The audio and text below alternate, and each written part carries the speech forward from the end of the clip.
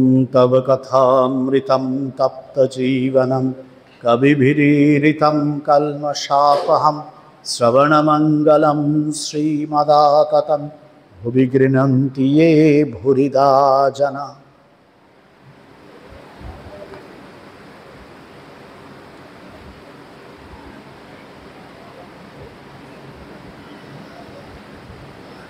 আমরা 1882 খ্রিস্টাব্দের 28 অক্টোবরের যে দিনের ঘটনা সেটি পাঠ করছি।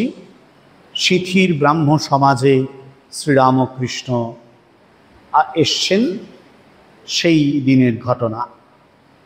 অদৃষ্টপূর্বম ঋষিতোস্মি দৃष्ट्वा ভয়েন চ প্রাব্যথিতং মনো মে তদেব মে দর্শয় দেবরূপম প্রসীদ দেবেশ জগন্নিবাস। ভগবদ গীতার 11 অধ্যায়ের এই শ্লোকটি অর্জুন ভগবানকে স্তুতি করে বলছেন। যখন ভগবান তাকে বিশ্বরূপ দেখালেন, বিশ্বরূপ দর্শন যোগ সেটি, সেই অতি ভয়ানক যে রূপ, সেই রূপটি তিনি দর্শন করলেন। অত্যন্ত কখনো কখনো সেটিকে উগ্র বলে তার মনে হচ্ছে, সেইগুলো তিনি দেখলেন। দেখার পরে তিনি ভগবানের ওই ঐশ্বর্য দর্শন করে, ওই ভয়ানক বিভূতি দর্শন করে তখন তিনি বলছেন যে এই যে অদৃষ্টপূর্ব রূপ, সেই রূপটি আমি দর্শন করলাম এবং এতে আমার কখনো কখনো মন ভয়ে প্রব্যথিত হচ্ছে।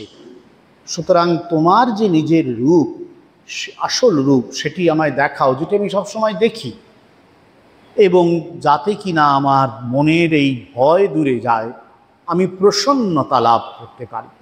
এটাই ভগবানের কাছে তার আসল প্রার্থনা, যে এত দুর্দর্শ, এত ভয়ানক যে রূপ, সেটি দেখে তিনি সহ্য করতে পারছেন না। সুতরাং যদি এমন একটা রূপ ভগবান তাকে দেখাতে পারেন, যে রূপটা সুন্দর, মাধুর্য সম্পন্ন, সেটি হলে তার সুবিধা হবে। ভগবানের যে ভয়ানক রূপ, সেটা আমরা সহ্য করতে পারি না। স্বামীজি তার নাচুক তাহাতে শ্যামা কবিতায় বলেছেন যে মুন্ডমালা, মহাকালীর বর্ণনা দিচ্ছেন, মুন্ডমালা পরায় গলায় ভয়ে ফিরে চায়, নাম দেয় দয়াময়ী। বলছেন এমনিতে মায়ের গলায় মুন্ডমালা পরিয়ে গিয়েছে, মা তো সেই ভয়ানক খর্গ নিয়ে হাজির, এবং খর্গ শুধু নয়, খর্গ দিয়ে যতগুলো মানুষের মুন্ডু কেটেছেন, সেই সমস্ত মুন্ডুগুলো দিয়ে একটা মালা করেছেন, মালা করে মা পড়েছেন এবং মায়ের সেই রূপকে আরাধনা করতে বসেছে। কিন্তু মন তো ভয়ে ব্যাকুল, সেই জন্য সে তখন মাকে বলছে যে মা মুন্ডমালা পড়েছেন গলায়, খর্গ হাতে দাঁড়িয়ে আছেন, তাকে সে নাম দিচ্ছে দয়াময়ী। বলছেন ভয় পাচ্ছে, তাকে নাম দিচ্ছে দয়াময়ী, যে মা অন্যের মুন্ডু কেটেছো, কাটো, আমার মুন্ডুটা কেটো না, আমার প্রতি দয়া করো। এরকম একটা যেন ভাব আর কি। যাই হোক, এটার অবশ্য অন্য ব্যাখ্যাও হয়। ভগবানের, ঈশ্বরের এই যে অত্যন্ত দুর্দর্শ রূপ, ভয়ানক রূপ, সেটি সবসময় আমাদের সহ্যের মধ্যে থাকে না, আমরা অনেক সময় সহ্য করতে পারি না, সেটিই বলছেন এখানে। শ্রীরামকৃষ্ণ, শিবনাথ প্রমুখরা যারা সিথির ব্রাহ্ম সমাধি উপস্থিত হয়েছেন, তাদেরকে এই শাস্ত্রীয় বাক্যটি অন্যভাবে বোঝাচ্ছেন। হ্যাঁ গা, তোমরা ঈশ্বরের ঐশ্বর্য অত বর্ণনা করো কেন? আমি কেশব সেনকে ওই কথা বলেছিলাম। একদিন তারা সব ওখানে গিয়েছিল, আমি বললুম তোমরা কীরকম লেকচার দাও আমি শুনবো। তা গঙ্গার ঘাটের চাঁদনিতে সভা হলো, আর কেশব বলতে লাগলো, বেশ বললে, আমার ভাব হয়ে গিয়েছিল। পরে কেশবকে আমি বললুম, তুমি এইগুলো এত বলো কেন? হে ঈশ্বর, তুমি কি সুন্দর ফুল করিয়াছ, তুমি আকাশ করিয়াছ, তুমি তারা করিয়াছ, তুমি সমুদ্র করিয়াছ। এইসব যারা নিজে ঐশ্বর্য ভালোবাসে, তারা ওই ঈশ্বরের ঐশ্বর্য বর্ণনা করতে ভালোবাসে। যখন রাধাকান্তের গয়না চুরি গেল, সেজবাবু রাসমণির জামাই রাধাকান্তের মন্দিরে গিয়ে ঠাকুরকে বলতে লাগলো, ছি ঠাকুর, তোমার গয়না, তুমি তোমার গয়না রক্ষা করতে পারলে না। আমি সেজবাবুকে বললাম, ও তোমার কি বুদ্ধি, স্বয়ং লক্ষ্মী যার দাসী পদসেবা করেন, তার কি ঐশ্বর্যের অভাব? এই গয়না তোমার পক্ষেই ভারী একটা জিনিস, কিন্তু ঈশ্বরের পক্ষে কতকগুলো মাটির ডেলা। ছি, অমন হীনবুদ্ধির কথা বলতে নাই। কি ঐশ্বর্য তুমি তাকে দিতে পারো? তাই বলি, যাকে নিয়ে আনন্দ হয় তাকেই লোকে চায়। তার বাড়ি কোথায়, কখানা বাড়ি, কটা বাগান, কত ধনজন, দাস দাসী, এ খবরে কাজ কি? নরেন্দ্রকে যখন দেখি তখন আমি সব ভুলে যাই। তার কোথা বাড়ি, তার বাবা কি করে, তার কটি ভাই, এসব কথা একদিন ভুলেও জিজ্ঞাসা করি নাই। ঈশ্বরের মাধুর্য রসে ডুবে যাও। তার অনন্ত সৃষ্টি, অনন্ত ঐশ্বর্য, অত খবরে আমাদের কাজ কি? আবার সেই গন্ধর্ব নিন্দিত কণ্ঠে সেই মধুরিমা পূর্ণ গান, ডুব ডুব ডুব ডুব সাগরে আমার মন, তলাতল পাতাল খুঁজলে পাবি রে প্রেম রত্নধন। খুঁজ খুঁজ খুঁজ খুঁজলে পাবি হৃদয়ে মাঝে বৃন্দাবন। দীপ দীপ দীপ জ্ঞানের বাতি জ্বলবে হৃদয় অনুক্ষণ। ড্যাং ড্যাং ড্যাং ডাঙায় ডিঙে চালায় আবার সে কোনজন। কুবির বলে, শোন শোন শোন, ভাবগুরুর শ্রীচরণ। তবে দর্শনের পর ভক্তের স্বাদ হয়, তার লীলা কি দেখি। রামচন্দ্র রাবণ বধের পর রাক্ষসপুরী প্রবেশ করলেন। বুড়ি নিকষা দৌড়ে পালাতে লাগলো। লক্ষ্মণ বললেন, রাম, এ কি বলুন দেখি, এই নিকষা এত বুড়ি, কত পুত্রশোক পেয়েছে, তার এত প্রাণের ভয়, পালাচ্ছে। রামচন্দ্র নিকষাকে অভয় দান করে সম্মুখে আনিয়ে জিজ্ঞাসা করাতে নিকষা বলল, রাম, এতদিন বেঁচে আছি বলে তোমার এত লীলা দেখলাম, তাই আরো বাঁচবার স্বাদ আছে, তোমার আরো কত লীলা দেখব। শিবনাথের প্রতি তোমাকে দেখতে ইচ্ছা করে, শুদ্ধাত্মাদের না দেখলে কি নিয়ে থাকব? শুদ্ধাত্মাদের পূর্ব জন্মের বন্ধু বলে বোধ হয়। একজন ব্রাহ্মভক্ত জিজ্ঞাসা করলেন, মহাশয়, আপনি জন্মান্তর মানেন? শ্রীরামকৃষ্ণ, হ্যাঁ, আমি শুনেছি জন্মান্তর আছে। ঈশ্বরের কার্য আমরা ক্ষুদ্র বুদ্ধিতে কি বুঝব? অনেকে বলে গেছে, তাই অবিশ্বাস করতে পারি না। ভীষ্মদেব দেহত্যাগ করলেন, সরসজ্জায় শুয়ে আছেন। পাণ্ডবেরা শ্রীকৃষ্ণের সঙ্গে সব দাঁড়িয়ে। তাঁরা দেখলেন যে ভীষ্মদেবের চক্ষু দিয়ে জল পড়ছে। অর্জুন শ্রীকৃষ্ণকে বললেন, ভাই, কি আশ্চর্য! পিতামহ, যিনি স্বয়ং ভীষ্মদেব, সত্যবাদী, জিতেন্দ্রিয়, জ্ঞানী, অষ্টবসুর এক বসু, তিনিও দেহত্যাগের সময় মায়াতে কাঁদছেন। শ্রীকৃষ্ণ ভীষ্মদেবকে এ কথা বলাতে তিনি বললেন, কৃষ্ণ, তুমি বেশ জানো আমি সেই জন্য কাঁদছি না।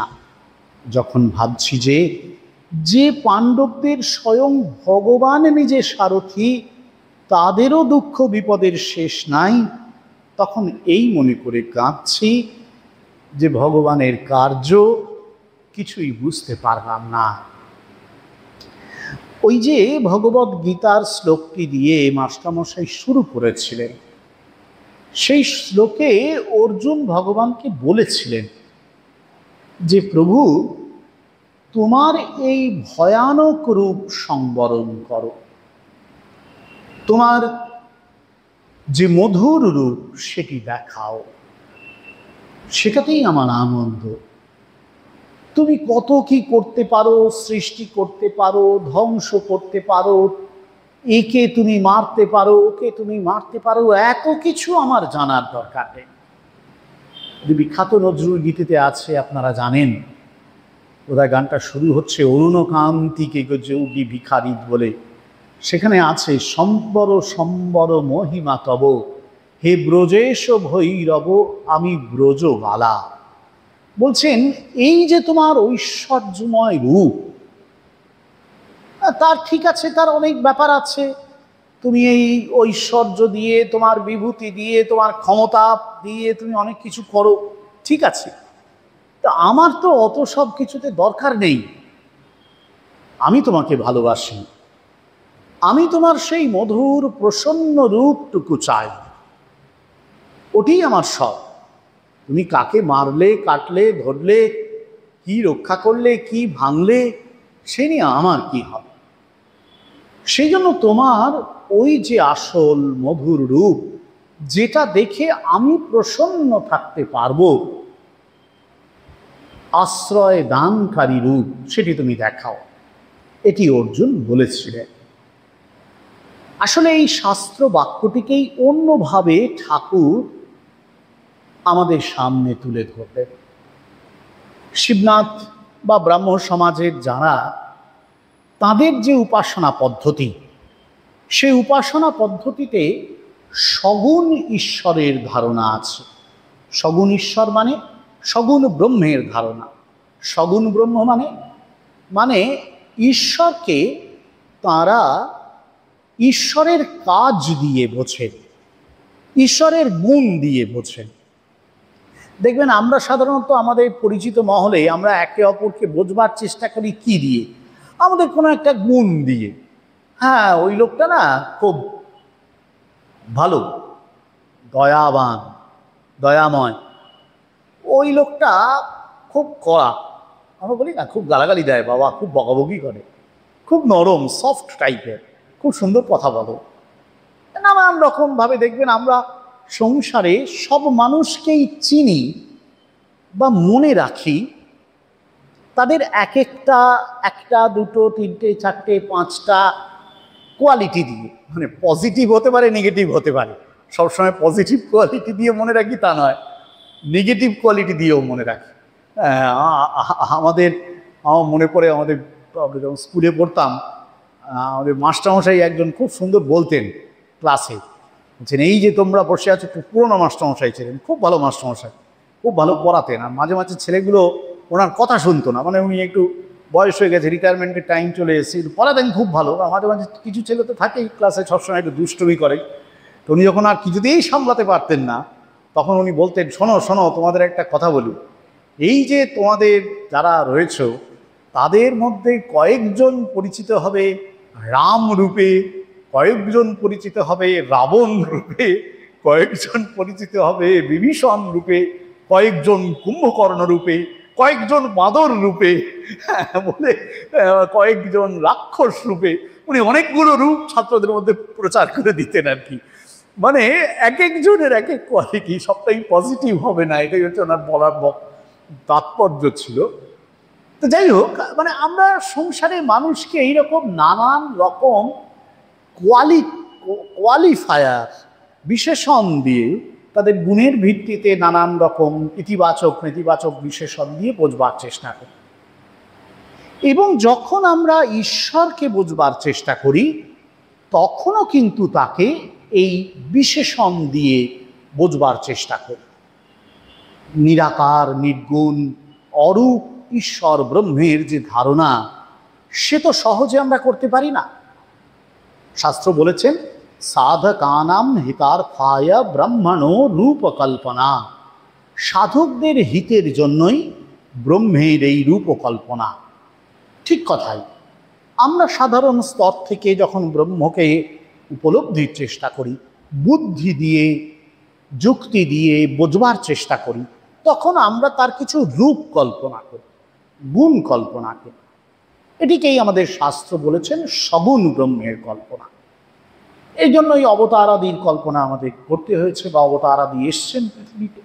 আমরা বিভিন্ন এই যে প্রতীক পূজা, প্রতিমা পূজা করি, একই কারণ।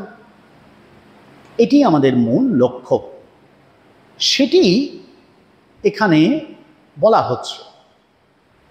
এবার এই যে আমরা কোয়ালিটি দিয়ে বোঝবার চেষ্টা করি, সগুণ গুণ দিয়ে বোঝবার চেষ্টা করি, সেটার দুটো পথ আছে। একটা পথে তার ঐশ্বর্য রূপ, আরেকটা পথে তার মাধুর্য রূপ। ঐশ্বর্য রূপ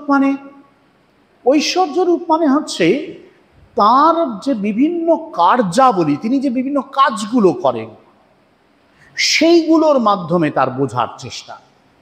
আর মাধুর্য রূপ মানে তার নিজস্ব চরিত্রের যে স্বয়ং স্বতঃস্ফূর্ত বৈশিষ্ট্যগুলো, যেগুলো তার কাজ ছাড়াও তার মধ্য দিয়ে বোঝা যেতে পারে। তিনি আসছেন, তিনি বসে আছেন, ব্যাস তাতেই বোঝা যাচ্ছে। খুব সুন্দর একটি ঘটনা আছে, আপনারা জানেন যে নরেন আসছে দক্ষিণেশ্বর, শ্রীরামকৃষ্ণ দিনের পর দিন কথা বলছেন না, এরকম বেশ কিছুদিন টানা হয়েছে। তারপর ঠাকুর একদিন নিজেই জিজ্ঞাসা করেছেন নরেনকে, কিরে আমি তো কিছুই কথা বলি না, তবু তুই যে আসছিস? তখন নরেন বলছে যে আপনাকে ভালো লাগে তাই আসছি। এই যে তাঁকে দেখতে ভাল লাগছে, দ্যাট ইজ সাফিসিয়েন্ট। তার কথা শোনাটা সেকেন্ডারি, তার মধ্য থেকে স্বতঃস্ফূর্তভাবে প্রকাশিত হচ্ছে। রবীন্দ্রনাথের একটি অতি পরিচিত কবিতা, ছোটবেলায় আপনারা আমরা সবাই পড়েছি, নগরলক্ষ্মী। সেখানে বুদ্ধদেবের ছবি এঁকেছেন রবীন্দ্রনাথ। নির্বাক সে সভাঘরে স্তিমিত, নির্বাক সে সভাঘরে, ভুলে যাচ্ছি এটা বলে, মানে বুদ্ধের করুণ আঁখি দুটি সন্ধ্যা তারা সমরহে ফুটি। যে বুদ্ধ বসে রয়েছেন, তার চোখটা তাকিয়ে মনে হচ্ছে সন্ধ্যা তারার মতন সেই চোখ ফুটে উঠছে। ব্যাস, সভা কিন্তু নির্বাক, আর কেউ কোনো কথা বলছে না। বুদ্ধ কত দয়াময়, কত কি, সেসব নেই। তার যে অপূর্ব রূপ, বা তার মধ্য থেকে রূপ মানে স্বতঃস্ফূর্তভাবে তার ব্যক্তিত্বের যে প্রভাব বিকশিত হচ্ছে, তার দ্বারাই, এটিও নিশ্চয়ই একটি গুণ, এটিও ধর্ম, কিন্তু এটিকেই বলা হচ্ছে মাধুর্য। ঐশ্বর্য রূপের মধ্যে ভগবানের একটা শক্তি, একটা ক্ষমতা, তার বিশেষ প্রকাশ থাকে, তার কার্যাবলীর বিশেষ প্রকাশ থাকে। মাধুর্য রূপের মধ্যে একটা কোথায় যেন ভগবানের ঈশ্বরের স্বতঃস্ফূর্ত ব্যক্তিত্বের প্রকাশ হয়। ঠাকুর শিবনাথ দেব বলছেন যে এই যে দুটো ধারায় সগুণ ব্রহ্মের উপাসনা চলে, তার মধ্যে ব্রাহ্ম সমাজ মুখ্যত ওই ঐশ্বর্যের দিকটাকে গুরুত্ব দিয়েছে, যে ভগবান এই সৃষ্টি করেছেন, সুন্দর ফুল, সুন্দর সমুদ্র, মানে ধ্বংস করবে না, না তা না, এটা হচ্ছে তার ওই বিভিন্ন কাজের দিক থেকে দেখা হচ্ছে। কিন্তু ঠাকুর বলছেন এটা বলার দরকার কি আছে? তিনি দয়াময়, তিনি শক্তিশালী, তিনি জ্ঞান সর্বজ্ঞ, এসব বলার দরকার কি আছে? আমরা ঈশ্বরের মাধুর্য রসে বরং ডুবে যাই। খুব সুন্দর বলছেন, নরেন্দ্রকে দেখে কি জিজ্ঞাসা করবো তার বাড়ি কোথায়, কটা বাড়ি, বাবা কোথায়, কি করে, দরকার নেই। দেখে ভালো লাগে, ব্যাস। ভালোবাসা ভালোবাসার জন্যই, সে অন্য কিছুর অপেক্ষা করবে না। এটি হচ্ছে পরাভক্তির সংজ্ঞা। পরাভক্তির সংজ্ঞায় সেই জন্য বলা হচ্ছে পরম প্রেম রূপ। পরম প্রেম, এই ভালোবাসা সাধারণ ভালোবাসা নয়। সাধারণ ভালোবাসা দেনা পাওনার অপেক্ষা করে, কিছু আছে কিনা তার অপেক্ষা করে, যে হ্যাঁ ওর যদি এটা থাকে তাহলে ওকে ভালোবাসা যাবে। হ্যাঁ, কিন্তু পরম প্রেম সে কিছুর অপেক্ষা করে না সংসারে। এইখানেই সাধারণ সাংসারিক প্রেমের সঙ্গে ভক্তির যে পরম প্রেম, তার হচ্ছে পার্থক্য। ঈশ্বরকে আমরা যে ভালোবাসি, সে ভালোবাসা ঈশ্বরকে ভালোবাসার জন্যই। এটা যদি আমরা করতে পারি যে ভগবানকেই আমরা ভালোবাসবো, অন্য কিছু নয়, ভগবানকে ভালোবাসার জন্যই ভালোবাসছি। তার কি আছে, তিনি কি করতে পারেন, ঠিক আছে, সে পরের ব্যাপার। আগে তো তাকে ভালোবাসি, আগে তো তার কাছে এসে শান্তি পাই, আনন্দ পাই, সেটা হচ্ছে সবার আগে। এখন বক্তব্য হচ্ছে কেন যে ভগবানকে এই কুণ্ঠাহীন ভালোবাসাতেই আমরা গ্রহণ করব, কেন ঈশ্বররূপে কেন করব না? তার কারণ বলতে গিয়ে ঠাকুর বলছেন যে তার হচ্ছে অনন্ত ঐশ্বর্য, তার ঐশ্বর্যের কোনো অভাব নেই, অনন্ত ঐশ্বর্য, শেষহীন ঐশ্বর্য। তিনি কত কিছু করতে পারেন সেটা আমার ক্ষুদ্র বুদ্ধিতে ধারণা হবে না। কত কিছু তিনি, আমি চোখের সামনে দেখছি তিনি সৃষ্টি করেছেন, ধ্বংস করেছেন। সৃষ্টি ধ্বংসের পরে আরো কিছু হতে পারে, আমি জানিই না। এটা তার ব্যাপার, এটা তার জগৎ, সেখানে আমার কোনো প্রবেশাধিকার নেওয়ার দরকারই নেই। আমি তাকে ভালোবাসি, তাকেই ভালোবাসি, তাকেই ভালোবাসি। ভগবান কি চান, কি করবেন, কি করবেন না, এসব নিয়ে আমার তো দরকার নেই। নিকষা বুড়ির গল্পটা বলছিল এই কারণ যে নিকষা সে পালিয়ে যাচ্ছে, লক্ষণ বুঝতে পারেনি, লক্ষণ ভেবেছিল ভয় পালিয়ে যাচ্ছে। নিকষা বলছে না, এতদিন বেঁচে আছি বলে প্রভু তোমার লীলা দেখতে পেয়েছি, আরো বেঁচে থাকতে চাই, তোমার আরো লীলা দেখব।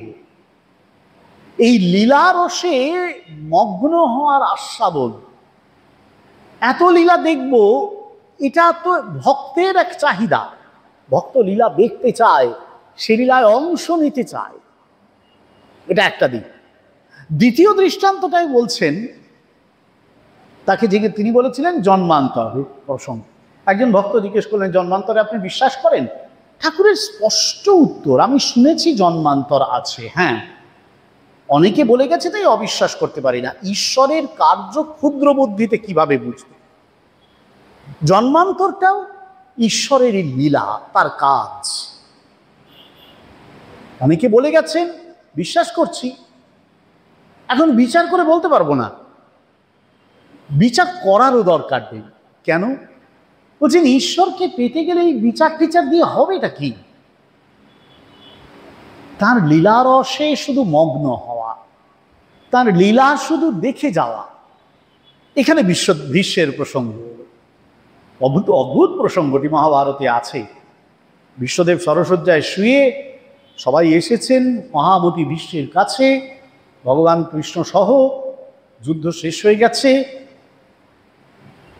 পাণ্ডবদেরও ক্ষতি হয়েছে, কষ্ট হয়েছে, কত স্বজনকে হারাতে হয়েছে, অভিমন্যু চলে গেছে, কত কষ্ট তাদের হয়েছে। মহামতি ভীষ্ম কাঁদছে। অর্জুন ভেবেছেন মহামতি ভীষ্ম বোধহয় মৃত্যুর ভয়ে কাঁদছে, শরীর ছেড়ে দিতে হবে বলে কাঁদছেন, মায়া আসক্তিতে। কৃষ্ণ বলছেন না। ভীষ্মকে জিজ্ঞাসা করছেন, মানে ভীষ্মের অসাধারণ উত্তর। বলছেন তোমার লীলা এখনো কিছু বুঝতে পারলাম না। স্বয়ং ভগবান যার সারথি, সেই পাণ্ডবরা এত দুঃখ ভোগ করে কি করে? ভগবান তো দুঃখ ত্রাতা, ভগবান তো আমাদের জীবন থেকে দুর্যোগ দুঃখ সরিয়ে দেন। এই জন্যই তো আমরা ভগবানকে ডাকি। সাধারণ মানুষ আমরা ভগবানকে ডাকি কেন? শোক থেকে মুক্ত করবেন, দুঃখ থেকে মুক্ত করবেন, কষ্ট থেকে মুক্ত করবেন। মহামতি ভীষ্ম বলছেন তাই যদি হয় তাহলে পাণ্ডবদের এই দশা কেন? পঞ্চপুত্রকে অশ্বত্থামা খুন করে দিল, করেছিল না? নিষিদ্ধ রাতে গিয়ে অভিমন্যু মারা গেল, এত স্বজনকে হারালো তারাও। কেন তাদের এই দুঃখ? রাস্তায় রাস্তায় ঘুরতে হয়েছে, লুকিয়ে ঘুরতে হয়েছে, কেন? ভগবান তো তাদের সারথি। এই কেন উত্তর নেই, এই কেন কোনো উত্তর নেই। তাই মহামতি ভীষ্ম কাঁদছেন, বলছেন আমি ঈশ্বরের লীলা কিছুই বুঝতে পারলাম না, কেন তিনি করেন? তিনি ভাঙেন, তিনি গড়েন। নজরুলের গানে আছে না, খেলিছ এ বিশ্বলয়ে, আছে না, খেলিছ এ বিশ্বলয়ে বিরাট শিশু আন মনে, নিত্য তুমি হে উদার, সুখে দুঃখে অবিকার, ভাঙিছ গড়িছ নীতি আপন মনে, নিরজনে প্রভু নীরব। তুমি ভাঙছো করছো কেন? আমরা তার উত্তরই খুঁজে পাই না। আমরা সুখে পাগল পারা হয়ে যাই, উচ্ছ্বাসে ভেঙে পড়ি, আমরা দুঃখে বিমূঢ় হয়ে যাই, শোকেও ভেঙে পড়ি। ভগবান সেটাই পাঠিয়েছেন আমাদের জন্য, এটা আমরা বুঝতে পারি না। কিন্তু এও ভগবানেরই লীলা, সবাইকে, সংসারের সবার জন্য এই কাজ তিনি করছেন। কেন? তার কোনো উত্তর নেই। স্বামীজির একটি বিখ্যাত কবিতা আছে, দ্য কাক, তার বাংলা করা হয়েছে পান পাত্র। স্বামীজি লিখছেন, এই তব পান পাত্র, সৃষ্টির উন্মেষ হতে এ পাত্র রচনা, জানি জানি এ পানীয় কালকূট ঘোর, তোমারই মন্থিত সুরা যুগ যুগান্তে, বাসনা বেদনা ভ্রান্তি দূর দূরান্ত। এই তব পথ, পদে পদে অবিশ্রান্ত উপল সংঘাত, এ আমারই দান, দিয়েছি বন্ধুরে তব স্নিগ্ধ স্বচ্ছ পথখানি সানন্দ যাত্রা, তোমারই মতন সেও পাবে বক্ষে মোর পরম আশ্রয়, তোমারে চলিতে হবে এই পথ ধরে, এ নির্মম নিরানন্দ নিঃসঙ্গ সাধন আর কারো তরে নয়, এ শুধু তোমার, মোর বিশ্ব রচনায় আছে তারও স্থান। এ ভগবানেরই দান, কেন তিনি দিয়েছেন এই প্রশ্ন করাই যায় না, করেও কোনো কুল পাওয়া যায় না। যুগ যুগ ধরে মানুষ চেষ্টা করেছে যে কেন ভগবান দুঃখ দিলেন, কেন ভগবান সুখ দিলেন, আমাকে সুখ দিলেন ওকে দুঃখ দিলেন, বা বিপরীত, ওকে সুখ দিলেন আমাকে দুঃখ দিলেন, কেন? মানুষ শুধু প্রশ্ন করেই যায়, উত্তর কিছু পায় না। এই জগৎ লীলা, এই ঈশ্বরের লীলা, তাহলে এর থেকে মুক্তির উপায় নেই? আছে। ঠাকুর বলছেন, ওই যে গানটা, ডুব ডুব ডুব রূপ সাগরে আমার, তলাতল পাতাল খুঁজলে পাবি রে প্রেম রত্নধন। রূপসাগরের সামনেটা দেখলে চলবে না, আমরা রূপসাগরের সামনেটা দেখি সবাই, তাই সুখ আসে, দুঃখ আসে, আনন্দ আসে, বেদনা আসে, আমরা মগ্ন থাকি।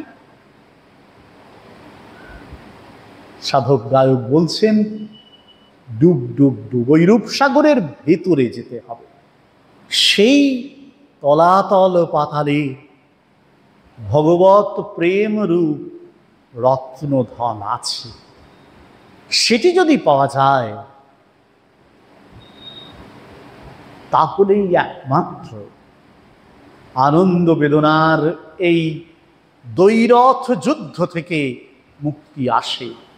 জগতের এই বিষময় পান পাত্র হাতে নিয়ে মানুষ হাসতে পারে, ভগবানের লীলায় তখন সে মুগ্ধ, ভগবানকে ভালোবেসে সে তখন ধন্য কৃতার্থ। ভগবান তাকে কি দিলেন কি দিলেন না, ভগবান তার কাছ থেকে কি ছিনিয়ে নিলেন, তা নিয়ে তার কোনো মাথা ব্যথা নেই। ভগবানকে ভালোবেসেই তার আনন্দ, সে আনন্দেই তার প্রাণ ভরপুর থাকে। ঠাকুর বলছেন এটাকেই ভগবানের মাধুর্য রসে ডুবে যাওয়া। তিনি অপূর্ব প্রেমময়, সেটুকুনি বোঝার চেষ্টা করা, আর কিচ্ছু বুঝতে পারল না।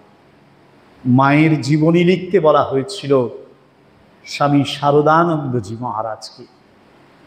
তিনি নাচতে নাচতে বলেছিলেন, রঙ্গ দেখে রঙ্গময়ীর অবাক হয়েছি, হাসিব কি কাঁদিব তাই বসে ভাবতেছি। বললেন, এতদিন তার পিছনে পিছনে ঘুরেছি, দুবেলাই তার পিছনে পিছনে ঘুরেছি, কিছুই না বুঝতে পেরে হার মেনেছি। তার লীলা কিছুই বুঝতে পারিনি, শুধু ওই লীলা রসে মগ্ন থাকার সামর্থ্যটুকু আছে, বোঝার সামর্থ্য আমাদের নেই। আমাদের শুধু ভগবানকে ভালোবেসে যেতে হবে, ওই প্রেম ও রত্নধন জোগাড় করতে হবে, বাকিটা তাঁর। তিনি যা বোঝাবেন বোঝাবেন, তিনি দিলে দেবেন, না দিলে না দেবেন। ভগবানই এই নিত্যমতি, এই কুণ্ঠাহীন প্রেমী সাধকের সম্বল। প্রশ্নহীন ভালোবাসাই ভগবানের চাওয়া ভক্তের কাছে, ওইটুকুই ভক্তের দেওয়া ভগবানের জন্যে। আজ এই অবধি থাকুক। ওম শান্তি শান্তি শান্তি। হরি ওম তৎসৎ। শ্রীরামকৃষ্ণার্পণমস্তু।